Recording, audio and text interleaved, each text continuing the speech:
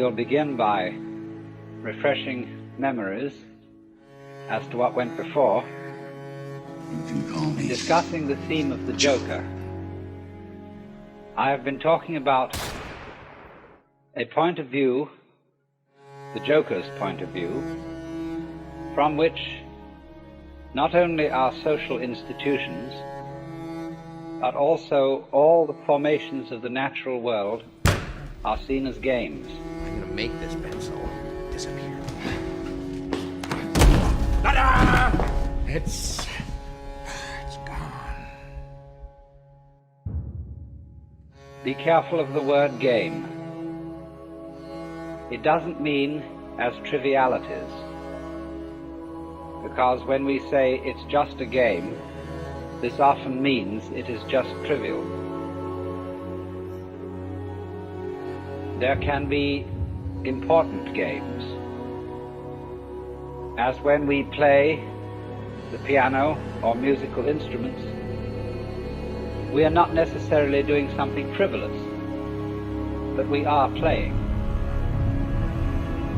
And there is something in the nature of all play that is not serious, but at the same time may be sincere.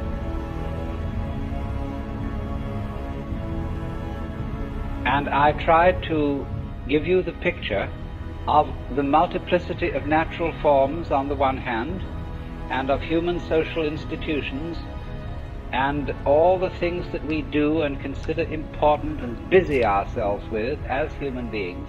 I tried to give you the point of view from which these can be seen as games, as things being done, as it were, simply for themselves.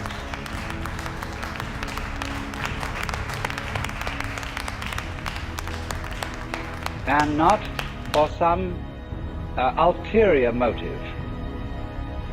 And therefore, these games are in a way best played when they are played as games.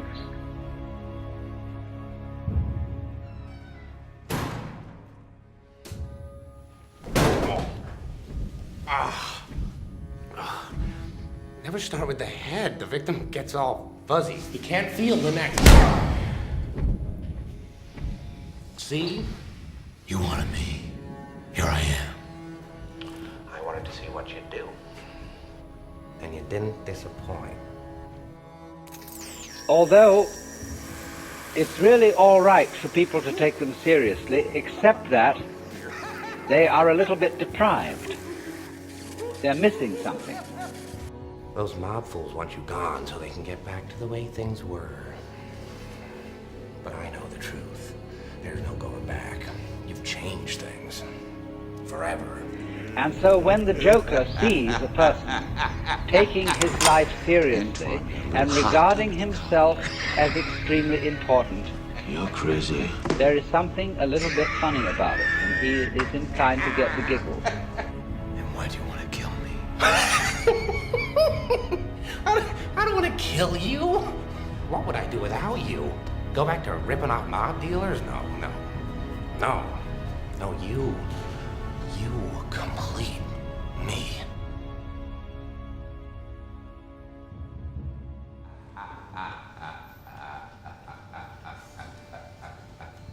You might say there are these classes of people. There are the very far out people and the very far in people. Now, ordinarily we say someone's very far out when they are exceedingly unconventional. But I want you to turn the picture round and look as a conventional person. Look at a square as a person who's very far out. That is to say, he is so involved in the seriousness of the game he is playing that he is lost, because he is actually under the cover of his assurance, of his status, of his position in society. He's really a very anxious person. I said a lot yesterday about the way in which our society shows anxiety because it cannot permit the existence of people who don't belong. Because these people are so far out. They're so involved, and one from a certain standpoint, you see, from the Joker's standpoint, he doesn't condemn such people. He rather congratulates them on their heroism for getting so lost and involved. But to keep the far-out people from going quite insane, there have to be far-in people. Hi. And the far-in people are those who keep contact with the original goings-on behind the scenes.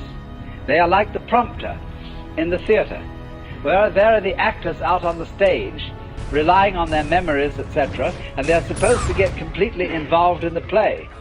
But there's a concealed prompter with the script in front of him, and he is the connection of the actor on the stage with the green room behind the stage.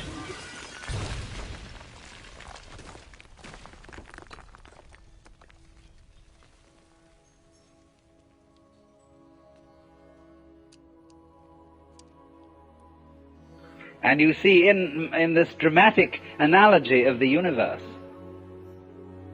the green room is the central point, the still point of the turning world. The green room is how God is when he's back home, not involved in all these games, and takes off the mask.